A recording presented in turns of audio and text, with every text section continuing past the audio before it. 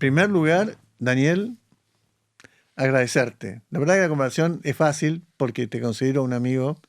Hace muchos años que venimos hablando de muchas cosas que tienen que ver con la democracia, la complejidad. He aprendido mucho de tus libros y de tus conversaciones. Te agradezco muchísimo porque sé que venís con una agenda un poco intensa a Buenos Aires, recorriendo universidades, charlas, exposiciones. Así que gracias por estos minutos que podemos estar. También felicitarte porque acabas de tener un premio, un reconocimiento del último libro tuyo, que se va a publicar en marzo. Yo cuando leía la noticia digo, no entendía, le dan un premio por un libro, pero se publica en marzo. Pero bueno, es así, ya me lo explicaste. Y que tiene que ver con este tema de la inteligencia artificial y una reflexión sobre la inteligencia artificial siempre desde de una visión, me parece, humana, humanista, que siempre me parece interesante y no perderla, ¿no? Eh, Así que gracias primero. Y después yo te comentaba que con Paula Villet, que es una amiga que en este momento no está, pues ella vive en Bangkok, este tema de la complejidad es esto, estamos distantes, pero podemos estar cercanos. Y tu agenda era muy difícil como para poder conectarnos con ella, así que ella me cedió esta posibilidad, pero vine de conversaciones con ella y quería conversar sobre un tema que siempre hablamos que tiene que ver con la crisis de la democracia, el por qué entender. A mí siempre me parece que lo primero que tiene que uno tratar de hacer es tratar de entender qué es lo que está pasando para después actuar. Y después, en ese entender la crisis de la democracia, que tiene que ver, me parece, con un entorno complejo, y de esto has escrito mucho, tiene que ver también con qué tipo de líderes necesitamos, y de esto me gustaría hablar. Y por otro lado, bueno, podemos tener buenos líderes, pero la verdad que necesitamos que esos líderes, la única manera de que tienen para llevar adelante sus políticas es a través del aparato público, de la gestión pública. Así que nunca la gestión es personal. Las campañas son personales, Mm. pero la gestión es más de equipo y de diseño. Entonces siempre tú dices algo que me parece muy interesante, que va más de personas brillantes que de diseños organizacionales brillantes. Así que este es el recorrido que a partir de algunas preguntas me gustaría hacer en los próximos minutos. Así que si está, cuando tú digas 1, 2, 3, arrancamos. Cuando quieras, déjame también agradecerte esta oportunidad que me das de charlar contigo, un viejo amigo, y venir a Buenos Aires y estar con Luis Gavino, pues es lo mismo, ¿no? O sea, y me hace mucha ilusión tener esta charla contigo, además sobre temas que me interesa mucho, como bien sabes. Y yo, déjame que digas también al principio de esta conversación nuestra, que gente como tú me ayuda a entender mejor lo que yo pienso, porque hacen un efecto rebote. Me han leído, gente inteligente que me lee, me lo explica mejor de lo que yo muchas veces me he entendido a mí mismo, ¿no? Con lo cual me es muy útil también tener este tipo de conversaciones con personas como tú. O sea que muchas gracias. Bueno, parecería que es andaluz, por lo exagerado, pero no, es vasco. Y Sí. te agradezco, la verdad que siempre honrado. Yo hice una serie de preguntas como disparadores, que voy a ir. Ustedes piensan que esto es una propaganda de Apple. No, no, no. Era que tenía esta computadora para hacer esta historia. Así que lo primero es este primer capítulo que pensamos con Paula y que esperamos que se convierta en algo escrito, que pretenciosamente libro, tiene que ver con el entorno. Y ahí hay dos puntos que tú tocas en tus libros reiteradamente, lo trajiste a la conversación, que tiene que ver con la complejidad. Dices, bueno, del entorno que vivía los sistemas democráticos en el siglo XX, el siglo XXI, ese entorno cambió y se ha vuelto más complejo.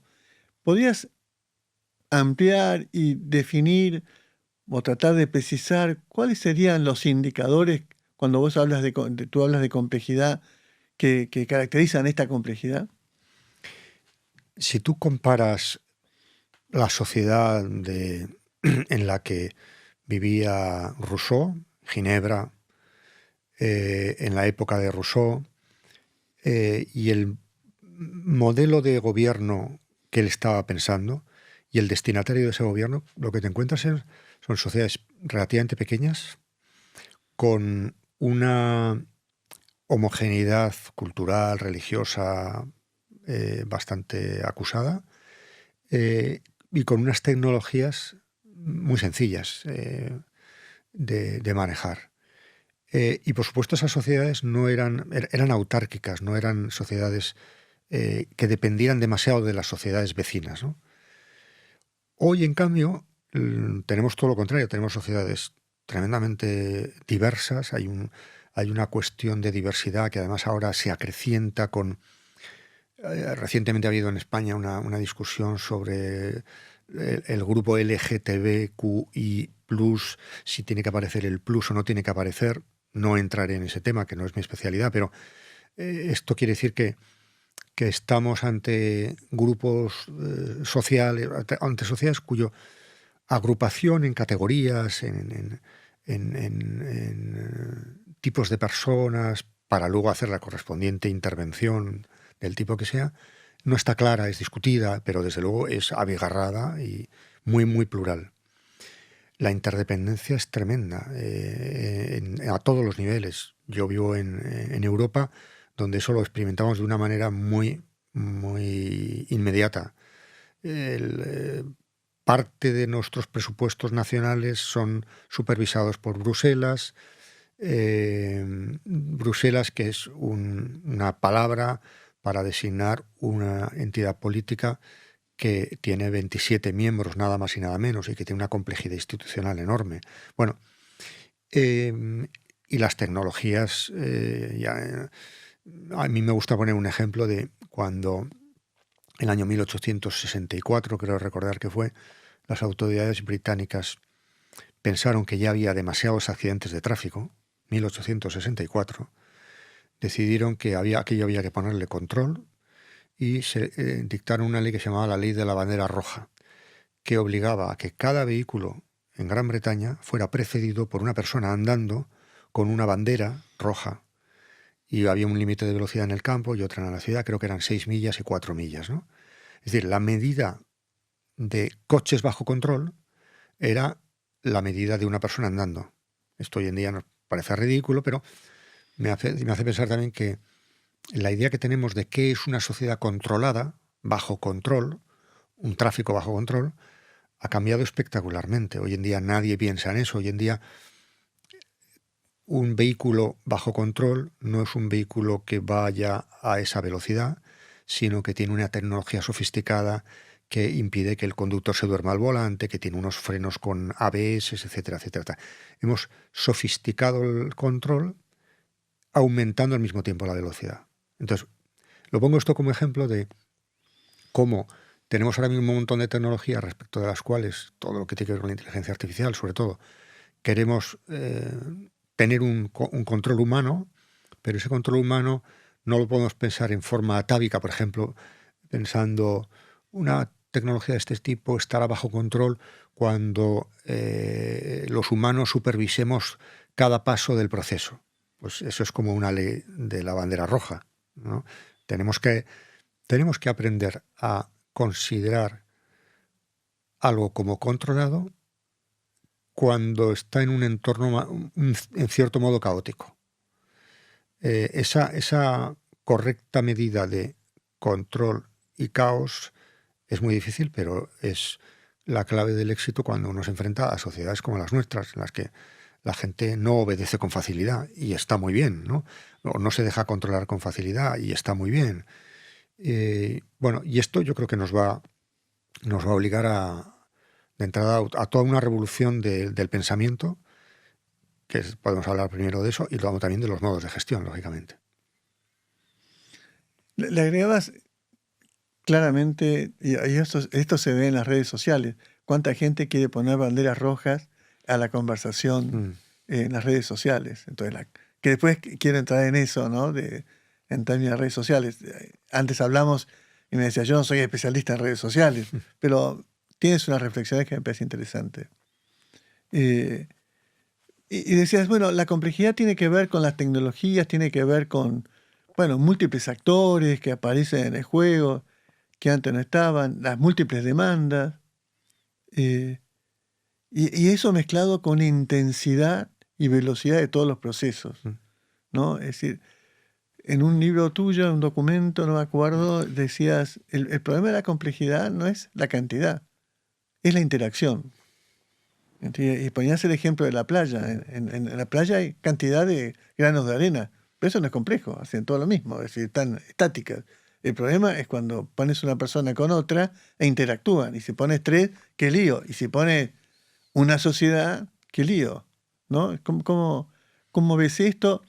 Por el sistema democrático, diciendo el sistema democrático nació como un sistema conversacional en una arena griega con pocas personas, en donde había muchas limitaciones para actuar, y ahora queremos este sistema operar en sociedades de 40 millones, 50 millones, 600 millones en América Latina. ¿Cómo ves esto? Sí, o sea, cualquiera que quiera intervenir en la sociedad, estoy pensando en un gobierno básicamente, pero lo podemos aplicar a cualquier otro actor, tiene que saber que entra en un mundo en el que hay muchísimas resistencias para lo que se quiere hacer con ello.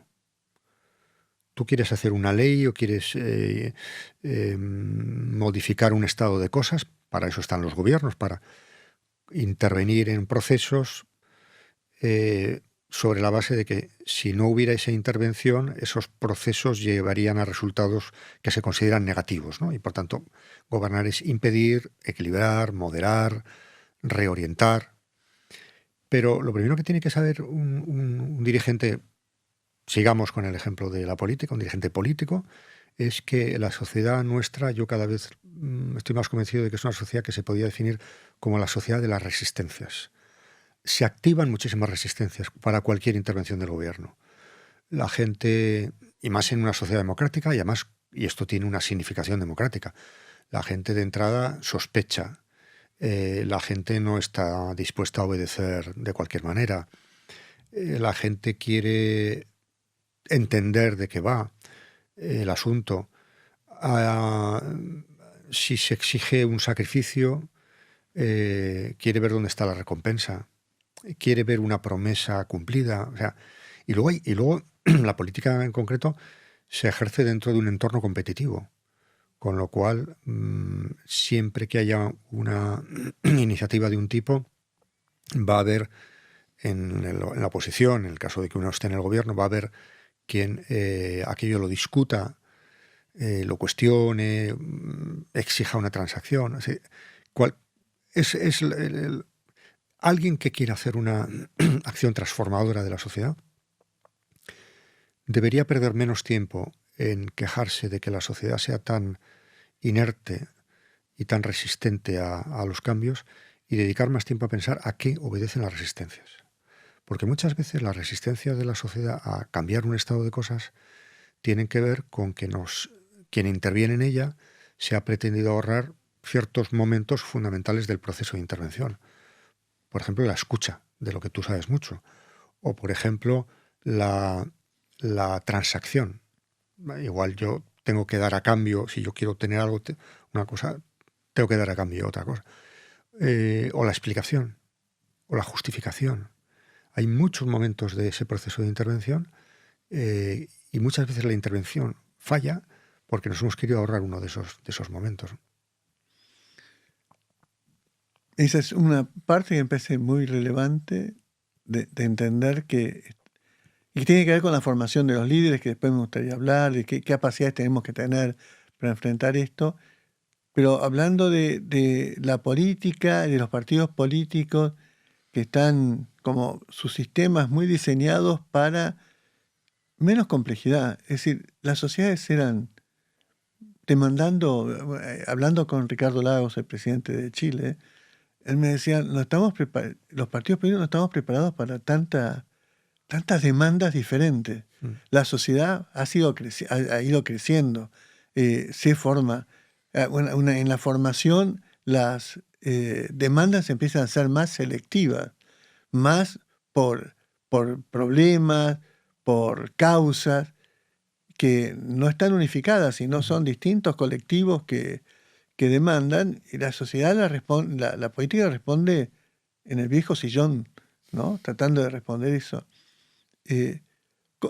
¿Cómo ves el diseño de los sistemas, del sistema democrático? Y esto, con la otra que tú dices, estoy traduciendo en simultáneo entre el vos y el tú. Que tú dices que tiene que ver con el proceso eleccionario, en donde la política cada tanto tiempo en Argentina hay elecciones cada 2 años. Para ganar una elección hay que prometer. Y como tú decías, compite con otro que promete. Entonces hay una permanente sobrepromesa hacia la sociedad. Y cuando se da vuelta y dice, uy, ganamos la elección, tenés que cumplir. Y al momento de gestionar las promesas, tenemos muchas más restricciones, como bien marcás. Entonces,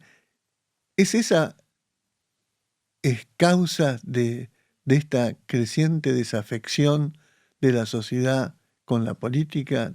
Tiene por ahí un exceso de sobrepromesa, pero el diseño de los partidos y el sistema democrático lleva implícito una frustración para los votantes y un enamoramiento sobre ciertas autocracias. Yo creo que hay dos cosas en tu pregunta, si la he entendido bien. Una inicial que tiene que ver con la lectura que hacemos de la sociedad, ¿no? La lectura que se hace desde la academia, desde los partidos, desde los gobiernos, de qué es lo que la gente realmente quiere, ¿no? Partíamos de modelos en los cuales eso no era demasiado difícil, porque teníamos trabajadores y propietarios, ¿no? Hombres y mujeres, los de aquí y los de allá, básicamente. O sea, con esas dicotomías nos manejábamos, ¿no? Yo antes he puesto el ejemplo de la diversidad sexual, porque quizás es el ejemplo donde ha habido una mayor explosión de posibilidades y de matices, ¿no? Pero el tema de hombres y mujeres, eso creo que también genera ahora mismo muchísima controversia. El tema de los de aquí y los de allá, o sea, la definición de los intereses de los argentinos en estos momentos se puede hacer, y la identificación se puede hacer sin tener en cuenta algún tipo de intereses de otros. Seguramente no, porque formamos parte de comunidades de destino que nos entrelazan y a veces incluso con países muy distantes, ¿no? Por otro lado, hay una complicación de todo esto que tiene que ver con el entrelazamiento intergeneracional de las generaciones. Convivimos en un mismo espacio, además ahora mismo con el alargamiento de la esperanza de vida, estamos conviviendo ya 5 o 6 generaciones en el mismo espacio de tiempo. Eso añade heterogeneidad al destinatario de la acción pública, porque ya no nos dirigimos a jóvenes y viejos, jóvenes maduros y viejos, no, ahora mismo tenemos una paleta y cada uno de estos grupos de la sociedad tiene experiencias, emociones, expectativas, recorridos vitales muy distintos. El cambio climático no afecta de la misma medida a una persona que está ya muy cercana a la muerte que a un niño. El problema de la vivienda afecta muy diferentemente a un joven que se quiere casar que a un mayor que va a heredarla, va a dejar su vivienda en herencia. Es decir, hay una enorme heterogeneidad. Por tanto, cada vez es más difícil saber lo que realmente la gente quiere, lo que realmente la gente espera, cuáles son las emociones y los sentimientos de la gente, de las personas hacia los gobiernos, lo que espera de los gobiernos, porque esperamos cosas completamente distintas, ¿no? Con lo cual esa sería una primera contestación a la parte inicial de tu pregunta. Lo otro, efectivamente, dices bien, yo creo que por simplificarlo un poco, en la dinámica política hay una recompensa bastante fácil de obtener si uno, en términos electorales, si uno promete, porque la promesa es atractiva y en buena parte la disputa entre populistas y, eso que llamamos populistas y tecnócratas o realistas, tiene que ver con esto, ¿no? Pero esa promesa que te facilita ganar elecciones, te dificulta mucho luego la acción de gobierno. Entonces, cada uno debería buscar la medida correcta de hasta cuánto puedo prometer que eso no genere insatisfacción y no me dificulte el gobierno. Porque seguramente yo, cuando llegue al gobierno, cuyo situación real probablemente tampoco conozco muy bien, si yo estoy en la oposición, no sé lo que me voy a encontrar exactamente, no solamente en términos de disposición de recursos, sino también de ánimo y colaboración de la administración o de dificultades de otro tipo. Gobernar es algo mucho más difícil que prometer. Entonces, puede volverse como un boomerang todas las promesas que uno ha hecho, ¿no? Con lo cual, encontrar la medida justa de promesas, hacer las suficientes promesas como para poder ganar las elecciones, pero no demasiadas que luego dificulten el gobierno. Esa sería un poco la clave de la cuestión. Bueno, eso sería dónde está esa respuesta, ¿no? Ya. Es decir, dónde está, porque pero uno observa que en la competencia electoral la confrontación paga más. Y tomando algunas cosas que te he escuchado y viendo en el mundo, es decir, parecería que hablando de política, los centros que podían conversar con ciertas discrepancias, pero consensos sobre los rumbos de largo plazo, hoy como el largo plazo está muy desdibujado, porque esta complejidad lleva a que muy pocos sepan cómo sigue esta historia, entonces en la gestión política, que tenía que ver la política como un proceso de transformación de la realidad en un sentido deseado, de valores, y yo confrontaba contigo a partir de valores diferentes, pero sabíamos que teníamos que ir navegando más o menos parecidos, la confrontación estaba limitada. Entonces los centros, o lo que sería en el reduccionismo, la derecha y la izquierda tradicional conversaban y sabían que había alternancia. Pero parecía que en los últimos tiempos, y es una pregunta, si al perder la visión de largo plazo, que algo que tú señalas bastante, al perder la visión de ese cambio social a largo plazo, porque no entendemos qué está pasando, esta era que tú dices, no es la era del conocimiento, vivimos en la era del desconocimiento, pues desconocemos más de lo que conocemos. Un momento histórico, es decir, de la historia de la humanidad. Si esto es la razón por la cual estas fuerzas de centro se han ido hacia los extremos para confrontar y ya luchan por ganar una elección, no para cambiar a la sociedad, es mantenerme en el poder, no el poder de transformar la realidad. ¿Qué pasó y cómo podemos volver o si es deseable volver a ese lugar de conversación, que en realidad de eso se trata la democracia, de conversar? Fundamentalmente lo que ha pasado es que se han acelerado todos los procesos. Se ha acelerado la ciencia, se ha acelerado la economía, se ha acelerado la tecnología y se ha acelerado la política, lógicamente, porque la política actúa en un entorno en el que ciencia, tecnología, cultura, economía se desarrollan de una determinada manera y eso contagia a todos los otros subsistemas sociales, por decirlo con la terminología académica, ¿no? Entonces, fíjate que las dos grandes ideologías, también simplificando un poco el panorama, ¿cómo actuaban hasta ahora? Con una previsión implícitamente daban por sentado que había un plazo, digamos, medio o largo de actuación. La izquierda, perdón también por la simplificación, hablaba de planificación. La planificación implica un horizonte temporal amplio, una intervención continuada, estable, no frívola. la derecha hablaba de el efecto trickle down, el efecto de que, bueno, hay que permitir el enriquecimiento de unos pocos, que serían los empresarios, porque eso a medio plazo eso repercutirá en el bolsillo también de los trabajadores, o sea, eso se expandirá, que creará empleo, etcétera. Esas dos maneras de concebir la realidad tenían como implícito el estar pensando en un horizonte de una cierta extensión.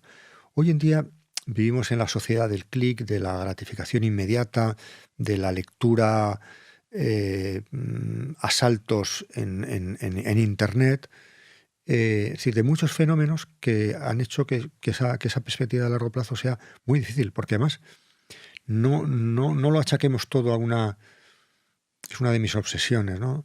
No explicar por la maldad de las personas lo que tiene que ver con realidades estructurales. No es que los humanos hayamos decidido perversamente olvidarnos del largo plazo. Simplemente vivimos en un contexto cultural de movimiento, de aceleración, en el que es muy difícil saber lo que va a pasar pasado mañana.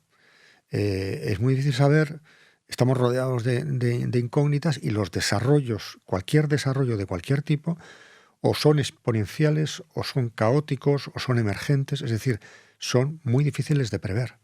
En estos momentos todos los instrumentos de previsión de qué es lo que va a pasar en cualquier ámbito de cosas son tremendamente modestos, porque pueden ser decepcionados por la realidad. Este es el contexto en el que estamos actuando las personas y también los agentes políticos. Me parece que es importante subrayar que se trata de una cuestión de tipo estructural que de alguna manera nos sobrepasa. Entonces, ¿a qué tipo de política estamos reduciendo las cosas? Pues a una política más bien reparadora, en el mejor de los casos de prevención, y descuidando o no sabiendo muy bien cómo hacer una política de tipo configurador del futuro. O sea, en estos momentos la política es más bien de reparación, de prevención, pero muy poco de configuración. No tenemos una confianza en el futuro continuo, sino más bien un intento o bien de recuperar un pasado glorioso, como en el caso de los reaccionarios, o conservarlo en el caso de los conservadores, o simplemente, como en el caso de la izquierda hoy en día, que lo que quiere es que no haya pérdidas. Es decir, que no se pierdan las conquistas, que son conquistas del pasado. O sea, en estos momentos lo que por muchas razones que podíamos examinar, lo que triunfa hoy en día, lo que está triunfando es el pasado, en todas las diversas ideologías. Y el futuro es el gran ausente porque, repito, fundamentalmente porque es muy difícil de anticipar, ¿no? Es muy difícil de anticipar. A lo mejor, volviendo a un punto que tocaste, en términos de izquierda, derecha, simplificaciones, pero decías, bueno, la izquierda creía en la planificación, en el cambio, porque los dos tenían horizontes de largo plazo, pero tenía herramientas para otra época, la planificación normativa, claro, que venía de la Rusia soviética, que después se pasó por América Latina, una planificación normativa y prescriptiva, en donde parecería ser que en los despachos de un funcionario podía planificarse la vida de la gente. Es decir, había un planificador y muchos planificados, ¿no? Creo que la mayor demostración de eso es la pandemia, ¿no? Me parece. Que en donde en el desconocimiento aplicaron las recetas tradicionales, sin poder conversar entre ciencias que se jugaban en ese conflicto, tratar de aprender. Esta idea de decir, estamos entre lo desconocido, la pandemia, una cosa desconocida, y reaccionamos como antes, ponemos un experto. Entonces, me parece que falla ahí. Y después está la derecha de vuelta simplificando, diciendo, bueno, decía Limblom, el planificador, bueno, la gestión tiene que ver con las interacciones, entonces dejemos que la fuerza de la sociedad se alineen, y en el conflicto nace el crecimiento. Entonces, cuanto menos toquemos, mejor. Pero los dos pensaban en el futuro, ¿no? Y ahora el futuro se nos escapa. Pero no se nos escapa porque no exista futuro, sino porque queremos que el futuro, como tú dices, sea volver al pasado. Entonces, ahí me lleva a otro pedido de tu sabiduría. En términos de, bueno, necesitamos líderes diferentes. ¿Quién cambia esto? Bueno, hay que cambiar esto. Hay que reaccionar a esto. ¿Quién tiene que reaccionar? Bueno, los líderes, ¿no? Es decir, hay un tema de liderazgo, de capacidad de los dirigentes. Y ahí yo veo un problema. Tenemos líderes formados en el siglo XX, los líderes, la gente que gobierna hoy, está formado en el siglo XX. Con problemas del siglo XX, con mentalidad del siglo XX. Entonces, y tienen que enfrentar complejidades del siglo XXI. Y ahí hay un tema de mucha brecha entre la demanda y la oferta de capacidad. Me parece que hay mucha, y ahí te pregunto más, veo pocos lugares donde dirigentes puedan formarse para enfrentar esta complejidad. Veo pero procesos muy tradicionales, de las disciplinas tradicionales, para formar complejidades que no estaban en la universidad. Y la universidad está cómoda en su conocimiento. En su negocio lo funciona muy bien, pero para la política no. Y atado a eso tiene que ver con el cambio permanente, con lo cual la formación tiene que ser permanente de los líderes. Pero los líderes están metidos en el lío cotidiano y no tienen tiempo para formarse. Es un momento de embrutecerse el gobierno. No hay tiempo de formación.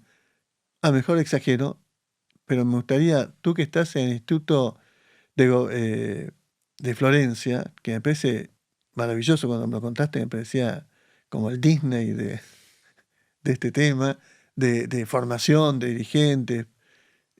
Me parecía interesantísimo. ¿Cómo lo ves?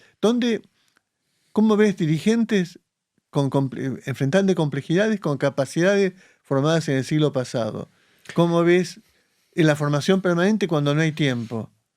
¿Y cómo ves la respuesta de los centros de formación frente a este? Bueno, has planteado cosas muy interesantes, cada una de las cuales exigiría mucho tiempo y no sé si tengo respuesta para todo, pero inicialmente se me ocurría la siguiente reflexión. En lo que llevamos de siglo, en los 24 años que llevamos de siglo, examinemos las agendas políticas de cualquier país y comprobaremos que buena parte de los temas que se han impuesto como prioridades en la acción de gobierno han sido temas que no estaban previstos. La crisis económica no estaba prevista. En París, en la Asamblea Nacional Francesa, las vísperas, unos días antes de la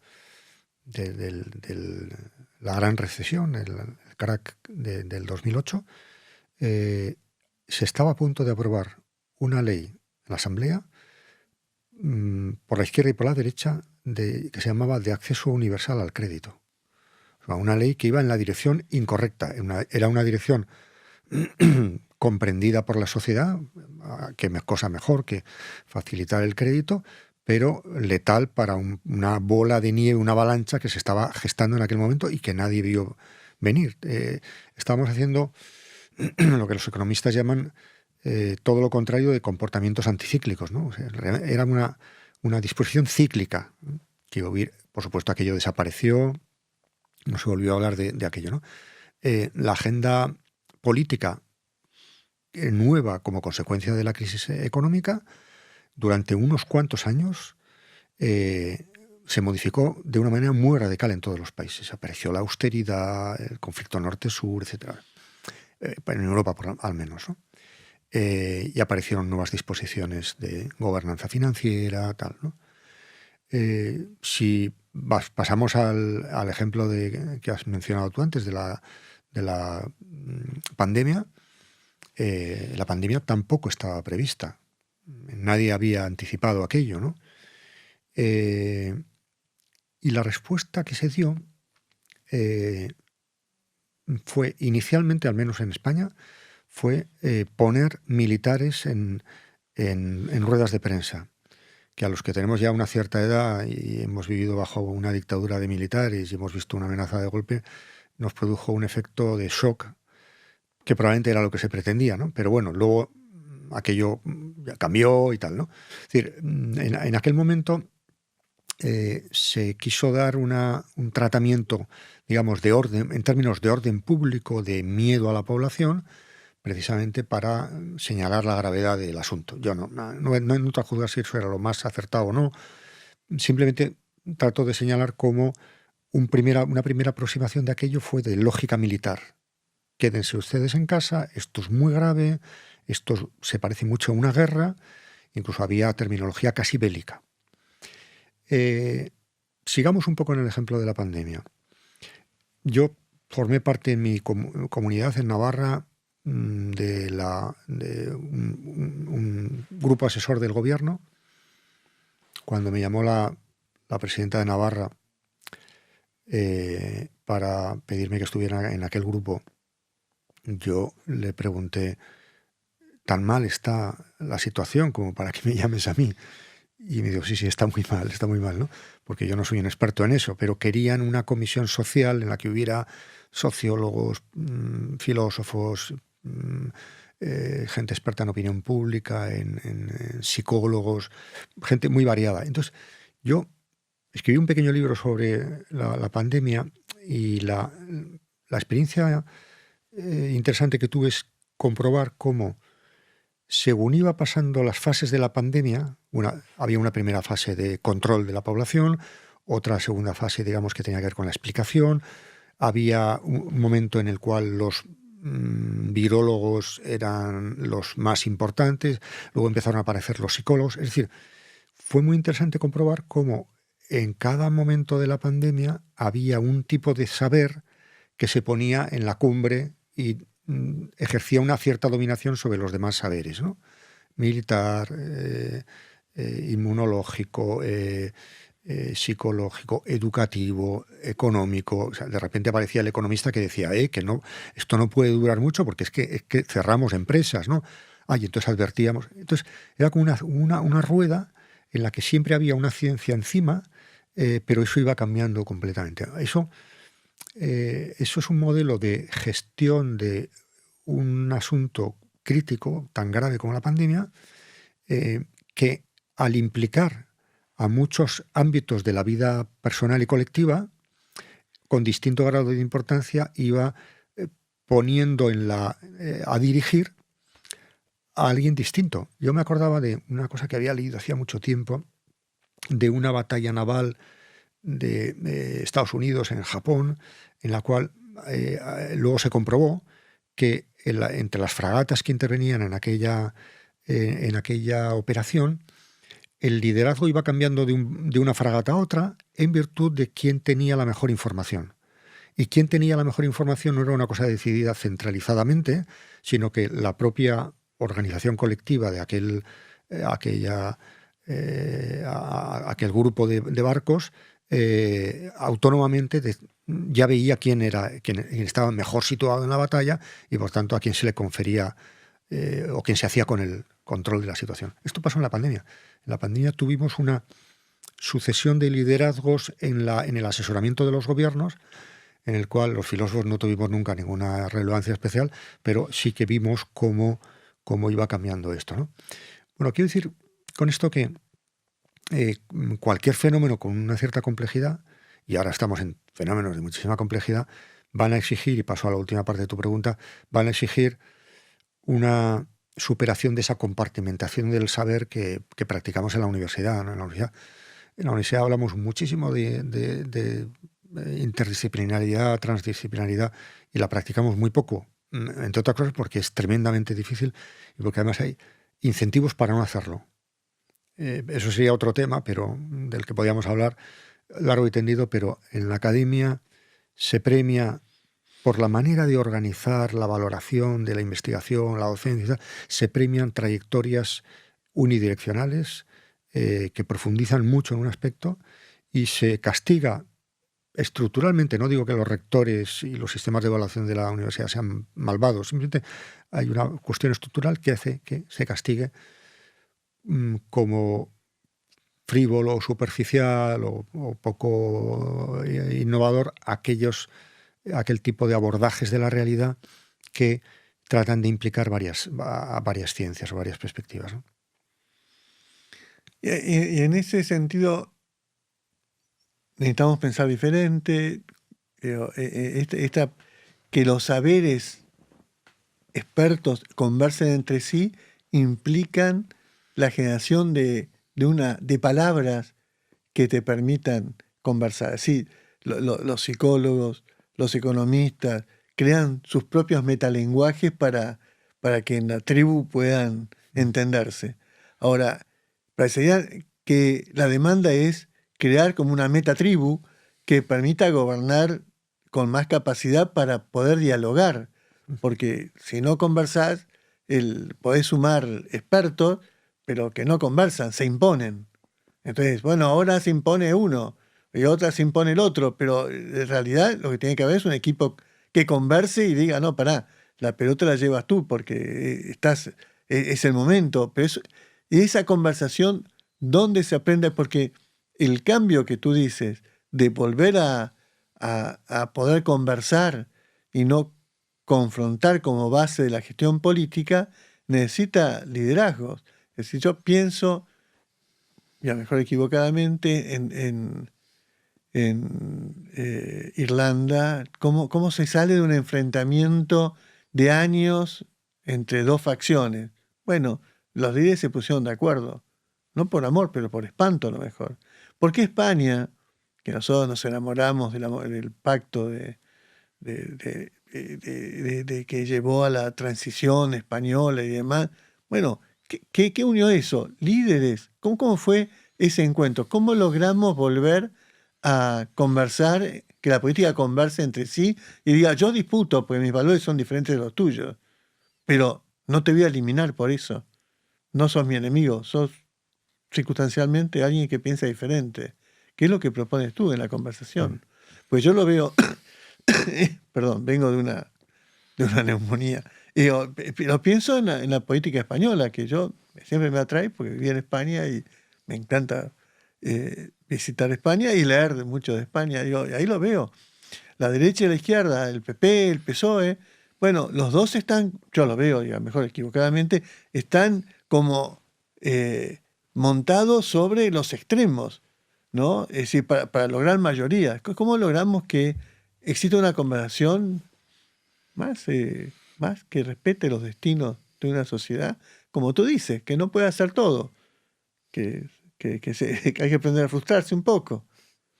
Bueno, ahí yo tengo una visión quizá no tan positiva de la política española porque iba a decir la padezco o la conozco, ¿no? O sea, creo que, y no tengo una visión tan positiva de la transición, que a veces es un lugar común, porque, primero, ese elogio de la transición, que a veces es demasiado, a veces demasiado empalagoso en España, y fuera de España también, olvida periodos oscuros, cosas oscuras. Olvida que la sociedad de los años 80, la sociedad española de los años 80, era mucho más manejable que la actual. Olvida que buena parte de esos líderes eran muy poco democráticos y practicaban una especie de autoritarismo partidista que hoy en día sería intolerable, ¿no? En fin, hay páginas poco edificantes de... No bien explicadas. Sí, podríamos decirlo. No muy bien contadas. Podríamos decirlo así, ¿no?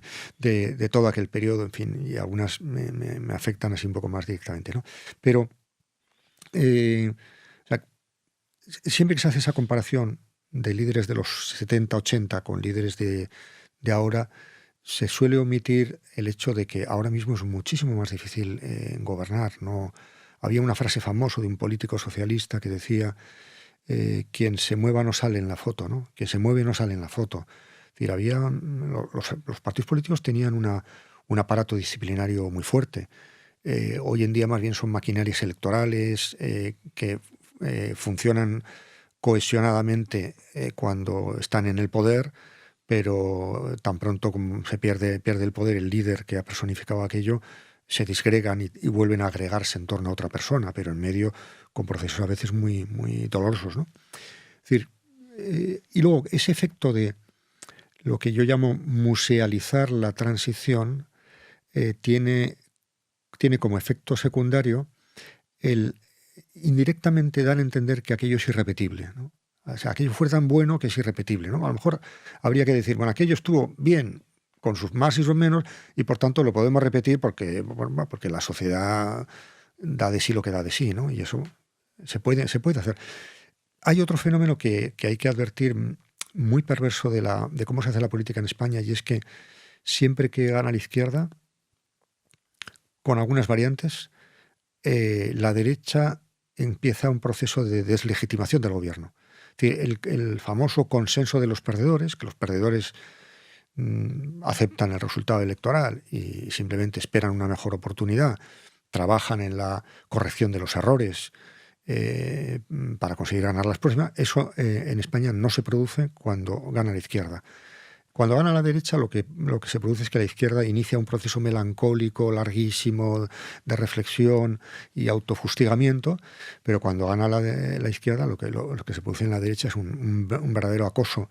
O sea, eso de los 100 días que se les concede de gracia al primer gobierno, eso no ha ocurrido ni con el gobierno de Sánchez ni con el gobierno de Zapatero. No hubo 100 días, no hubo ninguna. Es más, hubo una declaración de ilegitimidad de ambos gobiernos, uno porque había ganado gracias a un terrorismo que se suponía con un origen y era otro origen distinto, y ahora porque es un gobierno que se ha apoyado en fuerzas nacionalistas vascas y catalanas que por lo visto no son partidos legales ni tienen representación en el Parlamento y su voto no vale nada, ¿no?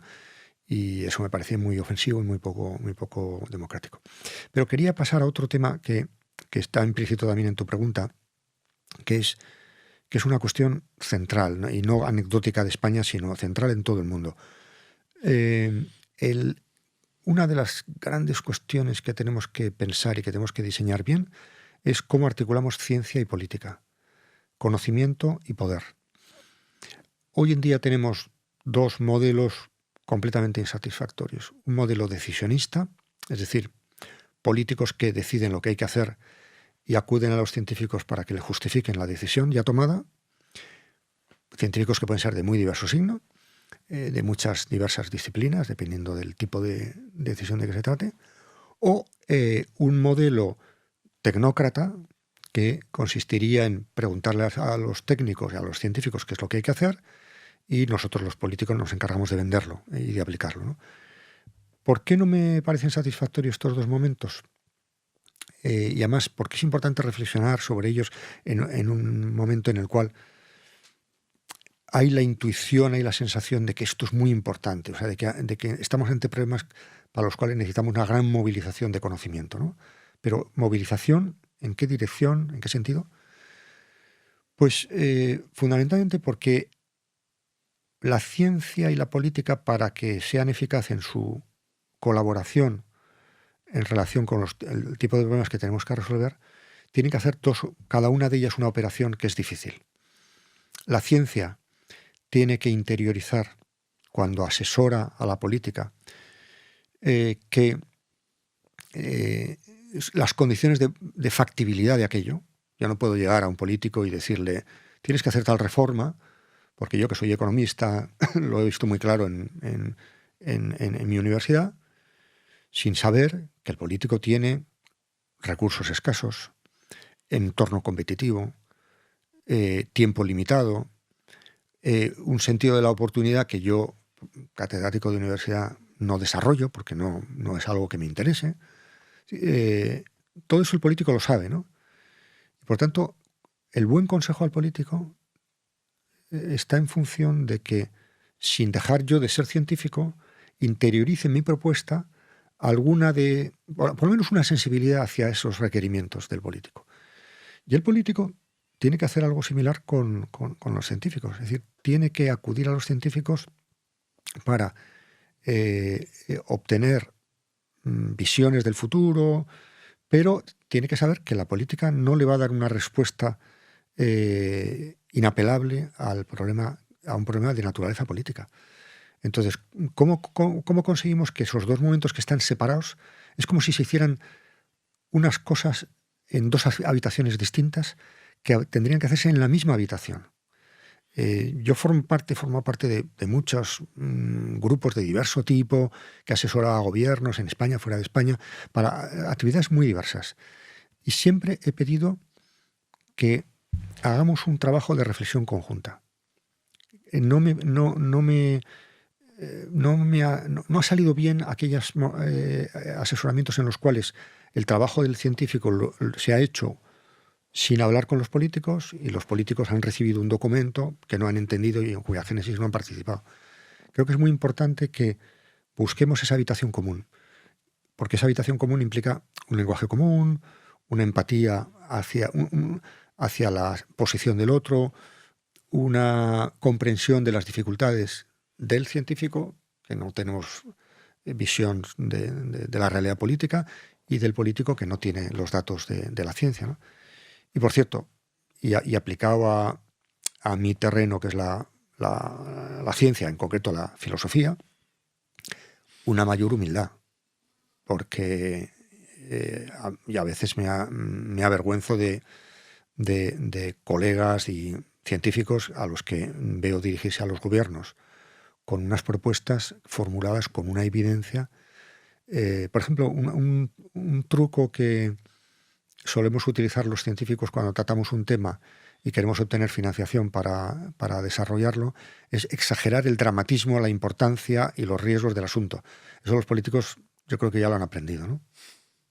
A mí me parece como muy interesante lo que decís, porque me lleva a cuestiones que hemos desarrollado y trabajado. Nosotros vemos a los gobiernos como que tienen dos soportes tradicionales. Como tú dices, el líder, y en este momento cada vez más, está agobiado por una realidad que lo interpela a una velocidad, intensidad, tensión, complejidad, y las redes sociales y toda una angustia. Entonces tiene un soporte cálido, es que le dice, está todo bien, lo haces bien, sos bueno, sos el más grande, para caracterizar simplificadamente. Después un soporte, como tú dices, el soporte tecnocrático, el experto, que te dice el deber ser. Según la ciencia, el deber ser es este. Y hay una ausencia de un pensamiento que nosotros resumimos como tecnopolítico. Es decir, un asesoramiento capaz de mediar entre las dificultades de la política para enfrentar situaciones, requerimientos, demandas y restricciones, y el saber técnico que dice, mira, el camino es este y los tiempos son estos. Y eso lo llamamos el saber tecnopolítico. Una simplificación. Está muy bien, me gusta. Salido de un pensador chileno, Carlos Matus. Que me parece interesante, y eso me parece que hay una ausencia de lugares donde formar ese estadio, que a lo mejor es en mi experiencia de la gestión con gobierno, asesoramiento y demás, lo que veo es lo que tú ves. Es decir, están los expertos que le dicen no se puede, o es así, o si no, no. Y los que le dicen podés hacer cualquier cosa, ¿no? El populismo y el tecnócrata. Y después, ¿dónde formamos las capas tecnopolíticas que le permiten procesar la gestión política o la gestión técnica, como crear una nueva capa? Pues es correcto que la política esté pensando en satisfacer demandas, expectativas de la gente, y que la técnica tenga un saber operativo, pero en el medio hay la necesidad de mediación entre la técnica y la política. Entonces la pregunta es, ¿tú ves lugar que se formen esto? ¿Hay una carencia en la academia para responder esto? ¿Es la academia? Bueno, es difícil, o sea, así de entrada el punto de partida es muy difícil, porque la academia tiene unos ritmos, unos hábitos, unos métodos que casan muy mal con el dinamismo de la política y con la lógica de la política. Y además hacemos bien en defender nuestros procedimientos, ¿no? Yo no toleraría una politización de la ciencia, Claro. en el sentido de que ahora, como ha ganado el partido A, todos tenemos que hacer este tipo de cosas, ¿no? Pero sí que... Y luego entiendo también que la política sea un poco reticente porque la ciencia rara vez le proporciona al político evidencias operativas, ¿no? Yo creo que lo que podemos hacer es, entre ambas, establecer líneas de reflexión conjunta. Y hoy en día creo que, desde luego, bueno, nosotros lo hacemos en Florencia, es un sitio maravilloso porque la Escuela de Gobernanza Transnacional en la que yo gobierno ha estado dirigida por gente que ha estado en la política y actualmente la dirige uno que ha sido ministro de Finanzas de Grecia y el anterior director es ahora presidente de la República de Finlandia. Y son académicos, gente con experiencia política. El fundador fue un portugués que fue miembro del Tribunal Europeo de Justicia, un magnífico abogado, pero también fue ministro de Portugal. Es decir, que hay gente que se mueve con soltura en ambos mundos y que tiene esa sensibilidad, ¿no? Y creo que esa es la línea que hay que desarrollar, ¿no? Una especie de bilingüismo, ¿no? Que permita entender a la política y entender también a la ciencia, ¿no? Es la construcción de las palabras que permitan dialogar, porque al Sí. final dialogamos a partir de palabras. Claro. Y me parece que ese bilingüismo es una capacidad de entender lo que dice el otro, Ujú. y eso se debería generar palabras clave. Bueno, me parece que hay un desafío ahí. El otro desafío, y para dejarte que sigas con tu raíz, porque ya te vienen a buscar, tiene que ver con el diseño de las organizaciones del Estado.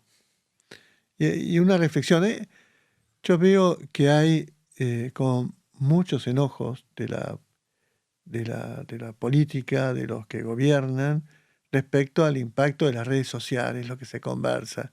Es decir, una sociedad cada vez más demandante, más como lo que tú dices, esas demandas muy, muy segmentadas por intereses, y la política todavía, en general, encerrada en despachos que atienden problemas únicos. Y entonces estamos entre estados muy cerrados y sociedades muy abiertas. Y un desaprovechamiento de la interacción que hay entre sociedad y gobierno.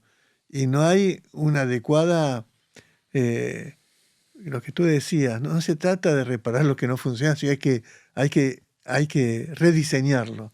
Una falta de rediseño. Entonces, una última reflexión de por dónde van los rediseños para enfrentar una sociedad cada vez más demandante, más intransigente, más enojada. Y bueno, ¿cómo lo ves tú Bueno, desde el instituto que como es que una manejas? pregunta final, me voy a permitir decir algo provocativo o paradójico o difícil, ¿no? Que es, vivimos en un mundo en el cual no arreglaremos ningún problema si antes no arreglamos el todo. Es decir, hay que empezar la casa por el tejado, si lo puedo decir así. Por supuesto, yo no puedo arreglar el mundo en su conjunto, pero esto tiene que ver con la exigencia de pensar que muchas veces arreglar un problema significa generar un problema en otro sitio. O pensar, por ejemplo, como imperativo, que cualquier problema para su solución requiere inclusión, requiere interiorizar las externalidades. Hemos funcionado muy cómodamente con externalizando problemas. Yo arreglo esto, o sea, yo desarrollo aquí la economía y el medio ambiente, pues que se fastidie, ¿no? Yo beneficio el interés de los argentinos a costa de perjudicar el de unos vecinos que luego me pasarán la factura de otra manera. Es decir, en estos momentos la política y el político debería, a mi juicio, desarrollar un sentido de totalidad, una visión global, amplia de las cosas. al mismo tiempo que arregla problemas concretos, pensar cómo se relaciona. Y es que si no, el oficio político no tiene ningún sentido, porque los políticos, si para algo deberían valer, es precisamente para, en esa sociedad abigarrada, compleja, fragmentada, ver qué hilos conductores hay. Qué demandas de universalidad hay implícitas en lo que aparentemente son demandas de intereses particulares. Cómo conseguir que una transformación implique a todos los que deberían estar implicados, deberían entenderla, deberían colaborar. Al final un político es un especialista en el todo. Daniel, muchísimas gracias. La verdad que es un placer hablar contigo. Y bueno, seguiremos molestándote, seguro. Seguro que Gracias. molestándome no, pero que charlando seguro que seguimos. Luis, gracias. Gracias.